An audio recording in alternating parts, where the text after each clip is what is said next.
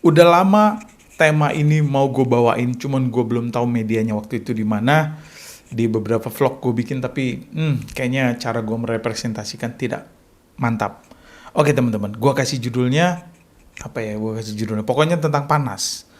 Panas adalah sumber kebodohan, sumber kemiskinan yang membuat eh, gue, nggak mau bilang semua orang, yang membuat gue tidak inovatif. Oke, gini ya.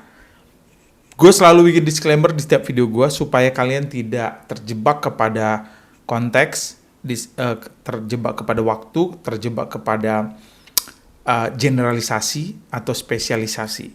Intinya, gue mau menyampaikan sebuah inspirasi, silakan ditangkap pesan-pesan positifnya. Mungkin gue selalu bikin thumbnail yang over gimana gitu, tapi intinya di sini kalian akan menemukan kenapa gue menulis seperti ini atau menyampaikan literasi seperti ini pelan-pelan. Kenapa ya kita itu harus mengakui bahwa kita rendah inovasi? Bukan hanya rendah inovasi, mostly semua teknologi-teknologi, semua barang-barang yang ada sejauh mata kita memandang dibuatnya itu oleh negara-negara tertentu yang kalau dilihat dari konteks video ini iklimnya cenderung lebih dingin kayak gitu ya. Transistor, TV, artificial intelligence, teknologi Facebook, teknologi Google, Maps, satelit. Wah, nggak cukup 2 jam untuk gue melisting teknologi-teknologi yang sejauh mata kita memandang saat ini, nggak usah jauh-jauh, termasuk kamera gue buat ngerekam, mikrofon gue buat ngerekam ini, gitu ya. Semuanya teknologinya dibuat oleh orang-orang yang berada di negeri-negeri cenderung cuacanya lebih dingin. Apakah gue cocok lagi atau mencoba menghubung-hubungkan? Oke lah, mari kita berasumsi seperti itu dulu. Gue selalu melihat dari dulu nih ya, dari kantor-kantor gue sebelum, di pekerjaan-pekerjaan sebelumnya, gue selalu kayak gini. Nanti gue ceritakan pelan-pelan ya. Kenapa orang kalau pagi-pagi ke kantor, emosionalnya itu stabil, ya kan? Lebih tenang, lebih kalem, lebih santuy, breakfast, coffee, latte, dan lain sebagainya, itu sangat-sangat menyenangkan. Menurut gue, karena badan kita seger, ya kan? Coba lihat jam 12 siang, sebelum makan siang, setelah makan siang, wah, muka udah berminyak, badan terasa lebih letih, emosi meningkat, dan di saat-saat jam itulah kita harus mengerjakan core of the core dari pekerjaan kita di hari itu, bukan? Awal pagi kan masih pemanasan. Ketika jam-jam tersebut kita harus masuk kepada core of the core dari pekerjaan kita, panas. Oke lah, kita bekerja di ruang AC kok, gak ada panas-panasnya. Iya. Akhirnya kamu stuck just in the office gitu kan, gak bisa keluar. Kebayang gak? Kalian tuh disuruh ngecek ke lapangan, ngecek sebuah hal yang harus turun ke sebuah tempat panas banget di daerah yang sangat panas. Aku nggak mau sebut nama daerahnya, sebut aja daerah mana. Emosi kan. Akhirnya apa yang terjadi? Males, menunda, nanti aja lah. Aduh, nggak kebayang.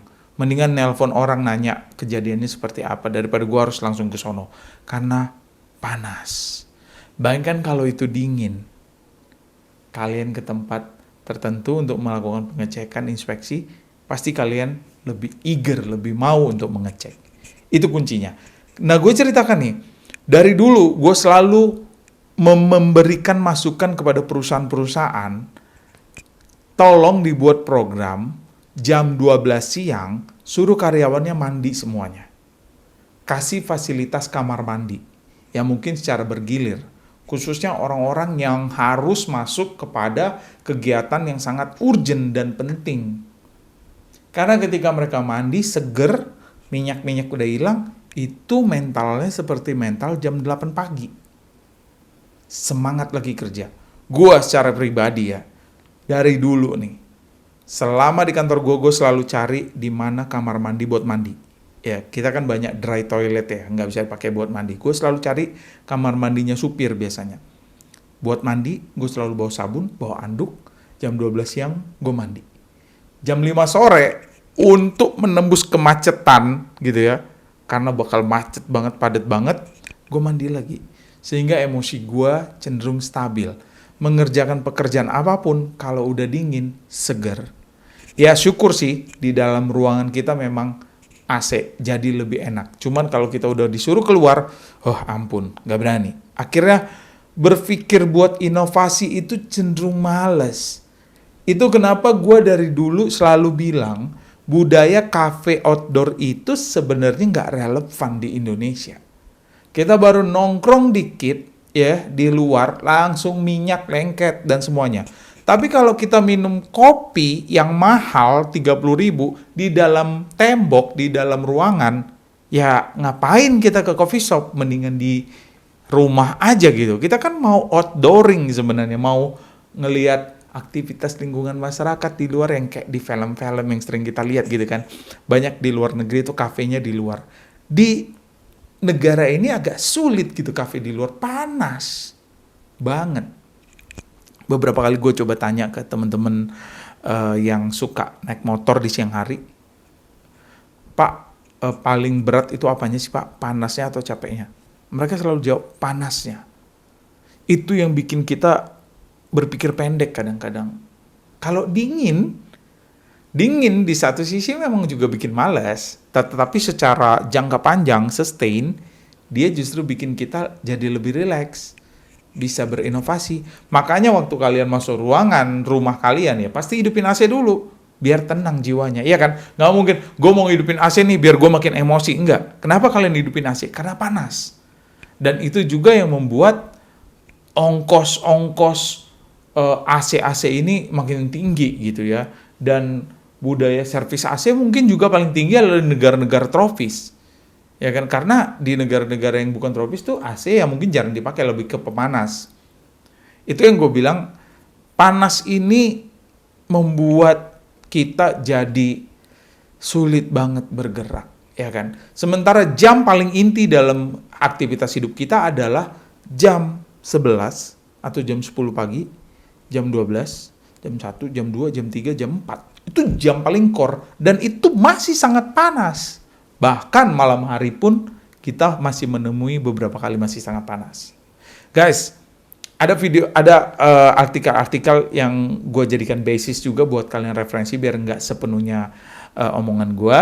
Buat kalian perhatikan tadi sambil lalu. Gue bisa bikin berlayer-layer video ini tapi gue potong sependek itu dulu. Kalau kalian ada masukan, komentar, silakan komen di bawah. Nanti kita diskusi. Thank you.